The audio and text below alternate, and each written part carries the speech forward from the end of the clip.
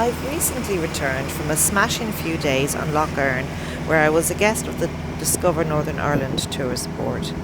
I got to enjoy the pleasures of cruising in Ireland with Carrickcraft, who have a base in Ballinalec and in Carrick-Shannon.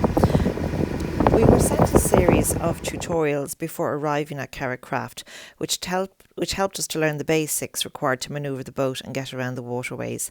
And Connell was extremely helpful at showing us how to get the boat in and out of the moorings. I had some experience in sailing, which helps, as I'm aware of wind and currents and how to tie some knots, but a complete novice could enjoy this experience just as much. Our first stop was at Enniskillen in County Manor, and there we moored up where there are several public moorings. We found a spot at Meadow, which is close to the town centre, and a range of lovely pubs and restaurants. We dined at Cafe Merlot, which is on 6 Church Street, and just downstairs from Blake's of the Hollow, where there's a very famous door that the Game of Thrones fans would love to see. We had a very comfortable first night sleeping in our cabin, and we were woken by the sounds of ducks and cygnets and swans. Our boat had 2 sleeping cabins, enough for 4 people, but it could accommodate a further 2 in the centre cabin. Each cabin has its own toilet, shower and wash basin, and there's a large comfortable saloon with a table, kitchenette, fridge and a gas hob, so everything really that you'd need. Just fill the boat up with water. You have to fill up your craft whenever you get to moor somewhere, because you wouldn't believe how quickly you run through the water. This is our little boat here, and this is the pipe that is joined to our boat. We're with Carrickcraft, and it's been a lovely, quiet, peaceful night here. And we've had the ducks and the swans beside us, and we're setting off now for Devenish Island and a trip around Lower Lough Erne. Our first port of call at Devenish Island is where a famous monastic site was founded in the 6th century by St. Molaise, and during its history it has been raided by Vikings and flourished in the Middle Ages as a parish church site. We docked up close to the west of the island and had to make a muddy trek over to see the Round Tower Church, so the best place to dock up is east of the island. So we cooked some lunch there before heading off on our next adventure. And stopping and starting is a great way of getting used to tying up the ropes and, learning how to handle the boat. And the more you do that, you'll find the better you get. Our next stop was at Castle Archdale Forest Park, where visitors can enjoy all sorts of activities, such as cycling, walking, fishing. But we decided to try the new latest attraction, which is hydro biking.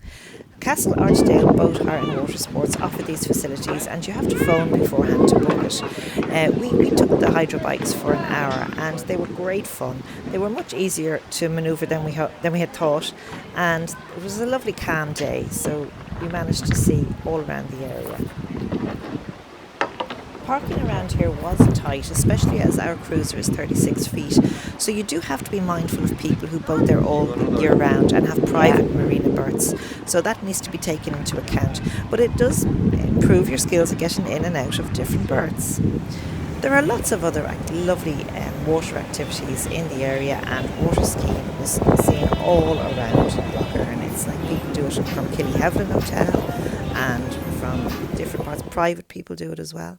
The Manor House Hotel is really gorgeous, and it has public and private moorings. We stopped off there for dinner in the Belique restaurant, which is a 2-star AA Rosette restaurant, well worth taking a little stop off, and we stayed there that night.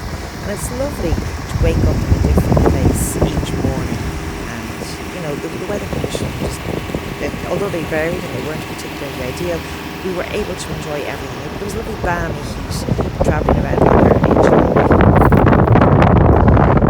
I was really looking forward to our next stop at the Boatyard Gin distillery, which is the only vodka distillery in Northern Ireland, and they customise their gin with sweet gale, which is a lovely boggy oaky flavouring, and they also produce special vodka for the Savoy Hotel in London, so well worth a stop off. We went to Lustybeg Island for lunch, which is just at the north of Lough Erne, and it is full of lovely surprises. It's a lovely place to go for a destination holiday, great for hens or for girly breaks getting away, or for families, because they have a magical fairy trail, and there's something for adults too there with an engagement tree and a troll dummy which will take children's little dummies away from them. So the fairy trail is well worth a walk around, and lovely little cosy bars and restaurants, excellent food. I mean, it's my second time in Lustybeg and I really look forward to returning again someday. So while my daughter and her friend were doing a TikTok, we almost missed out on the beautiful swans flying over Lough Erne, and there is just an array of wildlife and animals to see as you're travelling around the lake. As an experience, it's a wonderful family experience at night time, playing cards in the cabin, and in Enniskillen there's so much to do. It's so easy to dock up there. I really have to say Carrickcraft were marvellous, highly professional, and we look forward to our next trip.